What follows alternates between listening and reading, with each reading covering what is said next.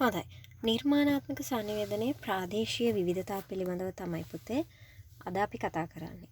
මොකක්ද නිර්මාණාත්මක sannivedanaye කියන්නේ කියලා අපි මීට කලින් කතා කළා. එතකොට යම් රටක යම් ප්‍රදේශයක යම් සංස්කෘතික කොට්ටාසයක යම් මහද්වීපයක යම් ශිෂ්ටාචාරයක කලාව සාහිත්‍ය ආශ්‍රිත නිර්මාණාත්මක ශේෂත්‍රය අරන් බැලුවහම ඒ රටින් රටට සමාජෙන් සමාජයට ප්‍රදේශයෙන් ප්‍රදේශයට ඒවා වෙනස් බව එකිනෙක වෙනස් බව අපිට තේරුම් ගන්න පුළුවන්. උදාහරණයක් විදිහට අපි ග්‍රීසිය ආරම්භ බලමු. ග්‍රීසියේ සංස්කෘතිය සහ කලාව වෙනම ආකාරයක් තිබුණා. නාට්‍ය කලාවට උල්පත දුන්නේ ග්‍රීසියෙන්. එතකොට ඉන්දියාව අසල්වැසි ඉන්දියාවේ සංස්කෘත නාට්‍ය ගීත සංගීතය ඒ සම්බන්ධ කලාවට ඉතා විශාල ඉතිහාසයක් තියෙනවා. එතකොට මේ එකිනෙක ශිෂ්ටාචාරන් වල ගොඩනැගුණු කලාව නිර්මාණාත්මක සාහිත්‍ය බැලුවහම ඒවා ඔවුන්ගේ ප්‍රාදේශීය විවිධතාවලින් යුක්ත බව ඒ රටේ ආවේනික මිනිසුන්ගේ ජන විඥාණයට බද්ධ වෙලා තියෙන දේවල් එක්ක සම්බන්ධයි කියන එක අපිට පැහැදිලිව පේනවා. ඒකට එයාලගේ භාෂාව හේතු වුණා, ආගම හේතු වුණා, භූගෝලීය පසුබිම හේතු වුණා. අපි කලින් පාඩම් වල කතා කළා වගේ එක් ප්‍රදේශවල තියෙන දේශගුණික තත්ත්ව එක්ක උච්චාරණ විලාසය පවා වෙනස් වෙනවා. ඉතින් ඒ දේවල් සංගීතයට, නාට්‍යයට, කවියට, රසවින්දනයට හැම දෙයකටම බලපෑවා. ඉතින් ඒව තමයි මේ නිර්මාණාත්මක sannivedanaye ප්‍රාදේශීය විවිධතාව විදිහට අපිට හඳුන්වන්න පුළුවන්. අපි ඔක ලාංකීය උදාහරණ වලින් තවදුරටත් කතා කරලා බලමු. සාමාන්‍යයෙන් නිර්මාණකරුවෙක් නිර්මාණයක් හදන්න තමන්ගේ ජීවන අත්දැකීම් වගේම බාහිර අත්දැකීම් ආශ්‍රය කරගන්නවා. ඒ බාහිර අත්දැකීම් පුද්ගලයෙක් ලබන්නේ තමන් ජීවත් වෙන වටපිටාවෙන්, සංස්කෘතියෙන්, හුරු පුරුදු වලින්, විශ්වාසයන් වලින්, තමන් ජීවත් වෙන ඇවතුම් පැවතුම් විලාසයෙන්, ඒ වගේම තමන් ජීවත් වෙන ප්‍රදේශයේ භාෂාවෙන්. මේ පාඩම අහන ඕගොල්ලෝ සමහර විට සෙන්කොට්ටන් කියන නවකතාව කියවලා ඇති. මහින්ද ප්‍රසාද් මස්සිඹුලගේ. ඔහුගේ නිර්මාණ ආරම්භ බැලුවොත් පෙනෙයි ඔහු ජීවත් වෙච්ච ඒ රත්නපුර ප්‍රදේශය සබරගමු ආශ්‍රිත වටපිටාවේ තිබ්බ සංස්කෘතිමය වටිනාකම්, භාෂා විලාසයන්, භූගෝලීය පසුබිම, ඒ වගේම ඒ ප්‍රදේශයේ තිබ්බ ස්වභාව ධර්මයත් එක්ක බැඳුණු රැකියා ආශ්‍රිත දේවල් සියල්ලම ඒ නිර්මාණයට වස්තු විශේෂ කරගෙන තියෙනවා කියලා. ඉතින් එහෙමනම් ඒක මේ නගර බද ඉන්න ලේඛකයෙක්ගෙන් දිනපතාම වාහන දකින, උස් ගොඩනැගිලි තුලේ ජීවත් වන, මහල් නිවාසවල ජීවත් වන, සුපෝගභෝගී හොටල් කාමරවල අත්දැකීම් විඳින ලේඛකයන්ට ඒ ආකාරයෙන්ම ප්‍රතිනිර්මාණය කරන්න අමාරුයි. ඔහුගේ හෝ ඇයගේ නිර්මාණ සමහර විට නගරබද ජීවිතය අලලා මිනිසුන්ගේ ජීවිතයේ තියෙන කාර්යබහුලත්වය අලලා නිර්මාණය වෙන්න පුළුවන්. එතකොට ඒ සඳහා එම නිර්මාණකරුවන් උචිත භාෂා විලාසයක් පාවිච්චි කරනවා වෙන්නත් පුළුවන්. එහෙමනම් නිර්මාණාත්මක sannivedanayeදී ප්‍රාදේශීය විවිධතාත් ඒවා එක නිර්මාණයකින් තවත් නිර්මාණයක් වෙනස් වෙන්න හේතුකාරක වෙනවා. උදාහරණයක් විදියට අපිට දීලා තියෙන පෙළපොතේ ප්‍රාදේශීය නර්තන විලාසයන්. අපේ රටේ ප්‍රධාන නර්තන සම්ප්‍රදායන් 3ක් තියෙනවා. උඩරට නර්තන සම්ප්‍රදාය, පහතරට නර්තන සම්ප්‍රදාය, සබරගමු නර්තන සම්ප්‍රදාය. උඩරට නර්තන සම්ප්‍රදාය ආරම්භ බැලුවොත් ඒකට ලොකු ඉතිහාසයක් තියෙනවා.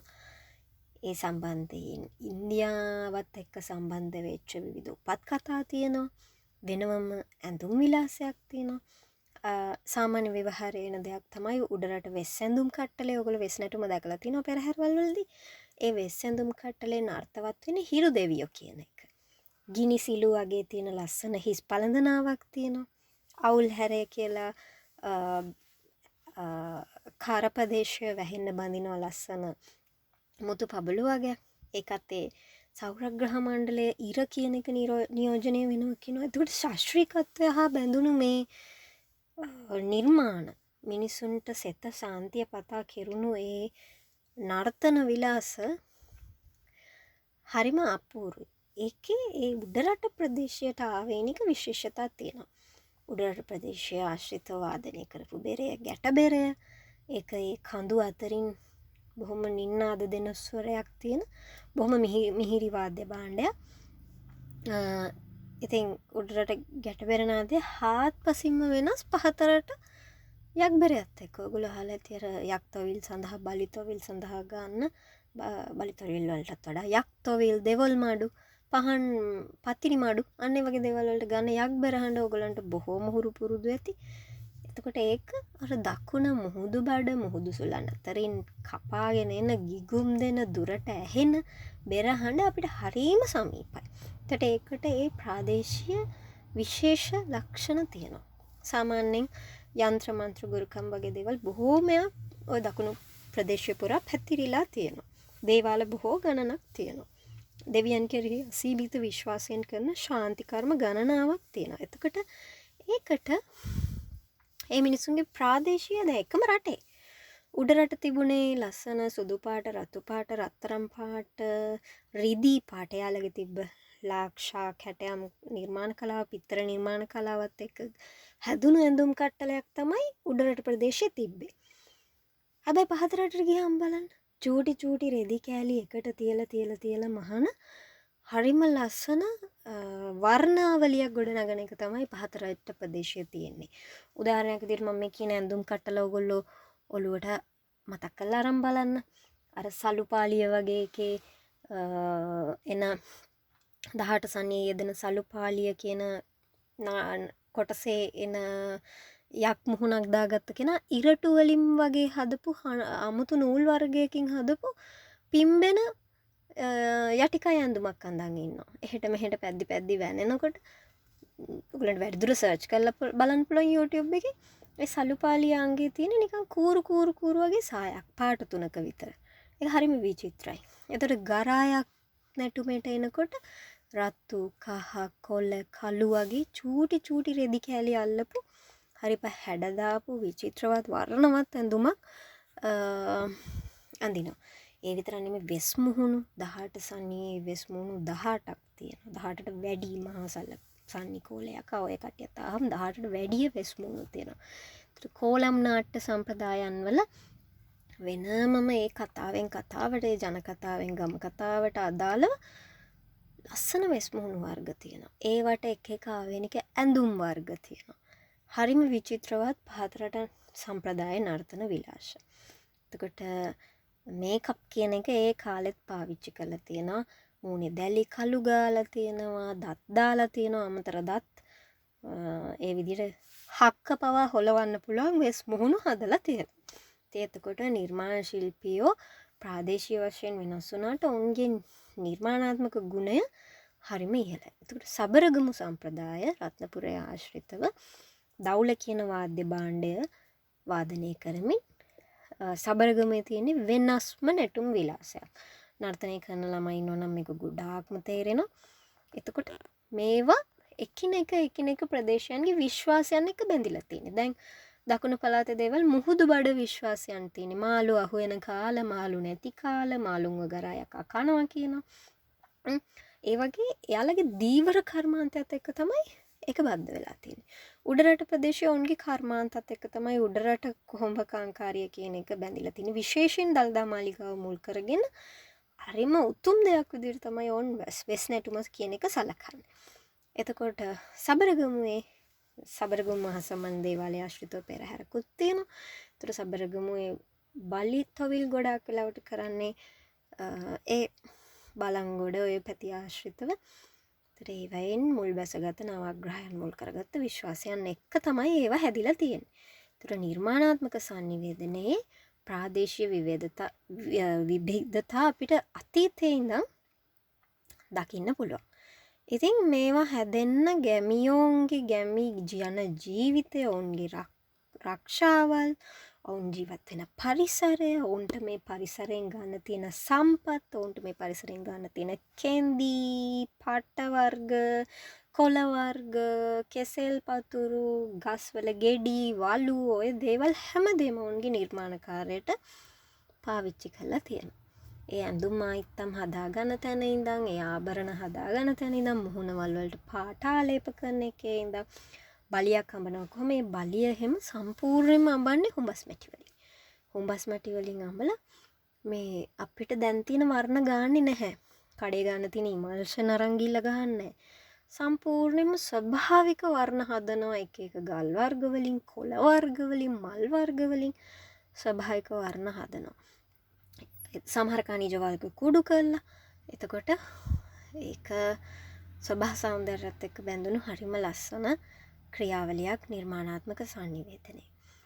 ඉතින් ඒ ශාන්ති කර්ම අතින් එහෙමයි. ඊට පස්සේ ඔයගොල්ලෝ දන්නවා කවිය කියන්නේත් අපේ රටේ තියෙන බොහෝම ඈත අතීතයක ඉතිහාසයක් තියෙන නිර්මාණාත්මක සංනිවේදන විදියක්. කවි කිව්වම අපි මුලින්ම ඉගෙන ගන්න ජන කවිනේ. ඒතර ජන කවි අනිවාර්යයෙන්ම රැකියාවක් සමග බද්ධ වෙලා තියෙනවා කියලා ඔයගොල්ලන්ට දකින්න පුළුවන්. වැඩි ජනයෝ ආදිවාසීන් ඉන්න පැතිවල ඔවුන්ටම විශේෂිත වෙච්ච එයාලගේ අවශ්‍යතාවන් සපුරන නිර්මාණාත්මක සංනිවේදනයක් තියෙනවා. ඔවුන්ට තියෙන හරි පොඩි සමාජයක්. ඒ සමාජය ඇතුලේ හැදුණු නැටුම් විලාසයක් තියෙනවා. නැලවිලි ගීත විලාසයක් තියෙනවා. රසවින්දනාත්මක ගීත වර්ගයක් තියෙනවා. වාද්‍ය භාණ්ඩ හදාගෙන තියෙනවා. එතකොට ඒක හරීම මේ විසිරි පැතුරුණු නිර්මාණ ක්‍රියාවලියන් නෙමෙයි. ඔවුන්ගේ ඒ ආවෙනික කොට්ටාසයට සීමා වෙච්ච දෙයක්.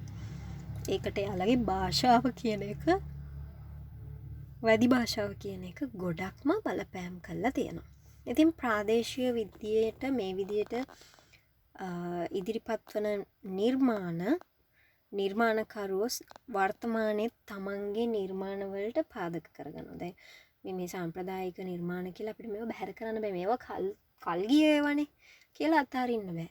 ඔබ වුණත් මම වුණත් නැවත නිර්මාණයක් බිහි කරද්දී මේ දේවල් මේ ආගම මේ සංස්කෘතිය මේ මුල් බැසගත්ත සමහර ලක්ෂණ ඕවා තමයි නැවත නැවත අපි නිර්මාණවල ඉස්මතු කරලා ගන්නෙ.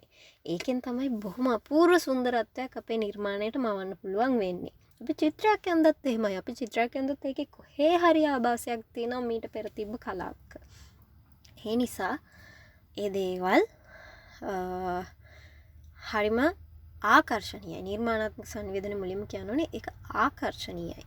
සහ ග්‍රාහකයාට වටහා ගැනීමට බොහෝ විටම පහසුයි. ඒ නිර්මාණාත්මක සංනිවේදනයේ ඔස්සේ එන පණිවිඩ ග්‍රාහකයාට වටහා ගන්න හරිම පහසුයි. ඒ නිසා ඒ ග්‍රාහක කණ්ඩායම් වලට ගැළපෙන ක්‍රමවේද ගොන්නක් මේ නිර්මාණාත්මක සංනිවේදනයේ හරහා හදාගන්න පුළුවන්. වර්තමාන මාධ්‍ය ලෝකය ගත්තත් විවිධ ක්‍රමෝපායන් තියෙනවා.